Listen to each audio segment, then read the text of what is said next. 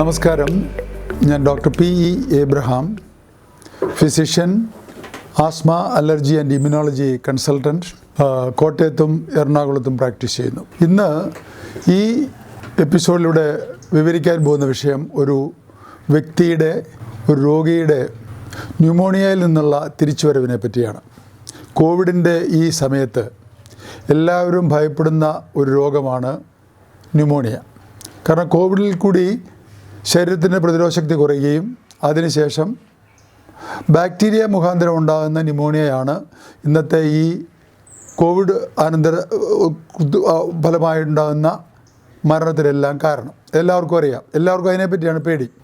അങ്ങനെ ഒരു വ്യക്തിയെ OP ആയിട്ട് വീട്ടിലിരുത്തി ചികിത്സിച്ച വിജയിച്ചൊരു അനുഭവമാണ് ഞാൻ ഇന്നിവിടെ വിവരിക്കാൻ പോകുന്നത്. രോഗി കൊല്ലത്തുള്ളതാണ്. അവിടെ ഒരു ബിസിനസ് നടത്തുന്ന വ്യക്തി.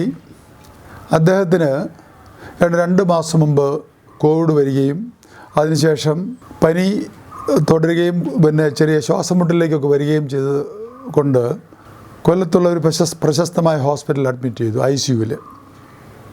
ICUവിൽ കിടക്കുമ്പോൾ ഇദ്ദേഹത്തിന് ആ റൂമിൽ ഏതാണ്ട് 8ഓളം പേരുണ്ടായിരുന്നു പറഞ്ഞു. അപ്പോൾ അവരിൽ ഏതാണ്ട് 4 പേരും 2 ദിവസത്തിനുള്ളിൽ മരിച്ചു പോകുന്നു. ഇത് കണ്ട് ഇദ്ദേഹത്തിന് സ്വല്പം ഉത്കണ്ഠ കൂടുതലുള്ള ആളാണ്.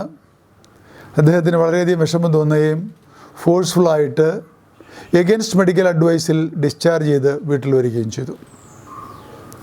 വളരെ ക്ഷീണിതനായിട്ട് വീട്ടിൽ ഇദ്ദേഹം റെസ്റ്റ് എടുക്കുമ്പോൾ ഇദ്ദേഹത്തിൻ്റെ ഭാര്യയുടെ കുടുംബം ചേർത്തലയാണ്. അവരെല്ലാവരും എൻ്റെ ചികിത്സ ഫോളോ ചെയ്യുന്നവരാണ്. എൻ്റെ ചികിത്സയിൽ അതിയായ വിശ്വാസമുള്ളവരാണ്. ഇവരവിടെ ചെല്ലുകയും അവരുടെ നിർബന്ധത്തിന് വഴങ്ങി ഇദ്ദേഹത്തെയും കൊണ്ട് ഒരു വെള്ളിയാഴ്ച എൻ്റെ എറണാകുളത്തെ കൺസൾട്ടേഷനിൽ വരികയും ചെയ്തു. വളരെ ക്ഷീണിതനായിട്ട് ആണ് വന്നത്. വളരെ വിശദമായ പരിശോധനയിൽ ഇദ്ദേഹത്തിന് അക്യൂട്ട് ന്യൂമോണിയ തന്നെയാണ്.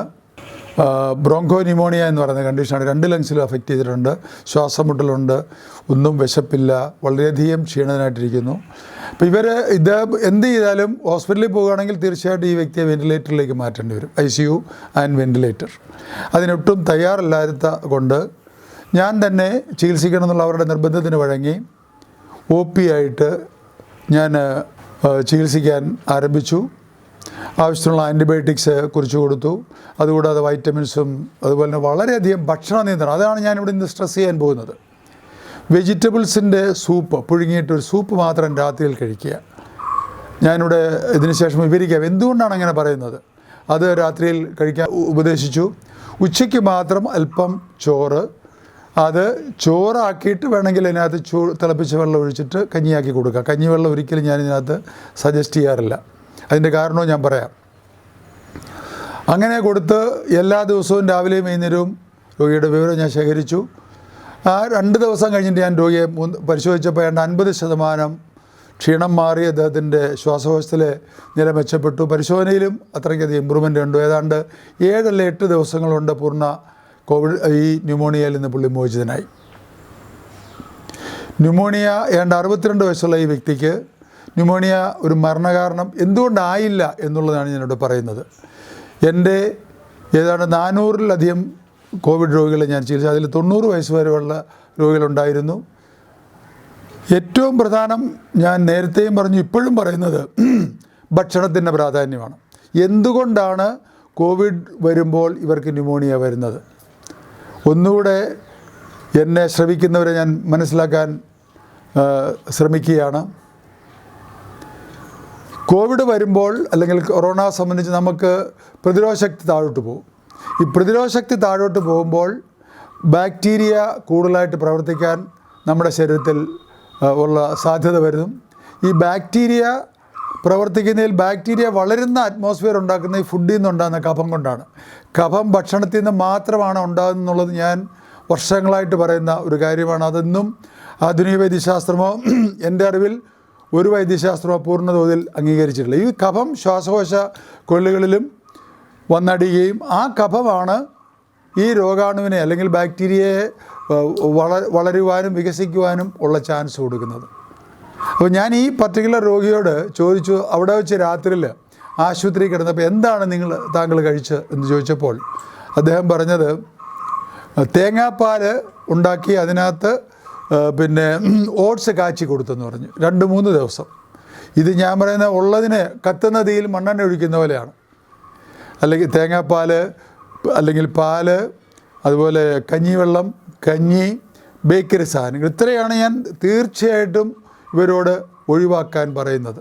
കാരണം ഈ വസ്തുക്കളെല്ലാം ഉള്ള കഫത്തെ വർദ്ധിപ്പിക്കുകയും ആ കഫത്തിനകത്ത് രോഗാണുക്കൾ കൂടുതൽ ശക്തിയോടെ വികസിച്ച് വളരുകയും ചെയ്യുമ്പോഴാണ് ന്യൂമോണിയയുടെ വ്യാപ്തി കൂടുന്നത്. ഞാൻ പല കേസുകളിലെയും അനലൈസ് ചെയ്തപ്പോൾ ഈ എല്ലാവർക്കും രാത്രി കഞ്ഞി കൊടുക്കുക, അല്ലെങ്കിൽ അരിഭക്ഷണം പോലും രാത്രിയിൽ ഒഴിവാക്കാൻ ഞാൻ പറയും. അത് ഒഴിവാക്കിക്കൊണ്ട് പാല് ഒഴിവാക്കിക്കൊണ്ടുള്ള ഒരു ഭക്ഷണ രീതി അവലംബിക്കുകയാണെങ്കിൽ ഇന്ന് ഉണ്ടാകുന്ന മരണനിരക്ക് കോവിഡ് മൂലം അല്ലെങ്കിൽ ന്യൂമോണിയ മൂലം ഏത് ന്യൂമോണിയ ആണെങ്കിലും ഉണ്ടാകുന്ന മരണനിരക്ക് വളരെയധികം കുറയ്ക്കുവാൻ സാധിക്കും. ഇദ്ദേഹം ഇപ്പോൾ 1.5 മാസം കഴിഞ്ഞു. ഇന്നലെ പോലും എന്നെ കോട്ടയത്ത് വന്ന് സന്ദർശിച്ചു, പരിശോധിച്ചു. 100% അതിൽ നിന്ന് മുക്തനായി. ഇപ്പോൾ ഒരു മെയിൻ്റനൻസ് തെറാപ്പി, കുറച്ച് വൈറ്റമിൻസ് കൊടുക്കുന്നുണ്ട് പുള്ളിക്ക്. അദ്ദേഹത്തിന് നേരത്തെ ഒരു മൈൽഡായിട്ട് ഡയബറ്റീസ് ഉണ്ട്. അതിൻ്റെ മാനേജ്മെൻറ്റിനുള്ള മറ്റുള്ള കാര്യങ്ങൾ, മെയിൻ്റനൻസ് ഉള്ള കാര്യങ്ങൾ മാത്രമേ നമ്മളിപ്പോൾ സജസ്റ്റ് ചെയ്യുന്നുള്ളൂ. അതുകൊണ്ട് പുള്ളി പൂർണ്ണ ആരോഗ്യവാനാണ്, സന്തോഷവാനാണ്. ഇവിടെ എടുത്തു പറയത്തക്ക കാര്യം ഭക്ഷണത്തെപ്പറ്റി തന്നെയാണ്. ഇന്ന് ഒരു വൈദ്യശാസ്ത്ര മേഖലയിലും രോഗപ്രതിരോധത്തിന് വേണ്ടിയിട്ട് ഭക്ഷണത്തിൻ്റെ കാര്യം പറയുന്നില്ല. അതുകൊണ്ടാണ് പല രോഗങ്ങളും നമ്മുടെ നിയന്ത്രണത്തിലല്ലാതെ വർദ്ധിച്ചു പോകുന്നത്. കാരണം തെറ്റായ ഭക്ഷണം കൊടുക്കുമ്പോൾ കഫം ഉണ്ടാകുകയും ആ കഫത്തിനകത്ത് രോഗാണുക്കൾ കൂടുതൽ വികസിക്കുകയും വർദ്ധിക്കുകയും ചെയ്യുന്നു. അതിന് ശക്തിയും കൂടുതൽ ആർജിക്കും. അതുകൊണ്ട് എത്ര ആൻറ്റിബയോട്ടിക് കൊടുത്താലും രോഗത്തെ നിയന്ത്രിക്കാൻ സാധിക്കാതെ രോഗി ICUവിൽ നിന്നും അല്ലെങ്കിൽ വെന്റിലേറ്ററിലേക്ക് പോയി ആൻറ്റിബയോട്ടിക്കിൻ്റെ ഒരു ഉത്സവം തന്നെ അവിടെ കൊടുത്തു കഴിഞ്ഞാലും, ഒരു ധാരാളിത്തം തന്നെ കാണിച്ചു കഴിഞ്ഞാലും ആ ഇൻഫെക്ഷൻ ബാക്ടീരിയയ്ക്ക് കീഴടങ്ങാതെ രോഗി മരണപ്പെട്ടു പോകുന്ന ഒരവസ്ഥയിലേക്ക് വരികയും ചെയ്യുന്നത്.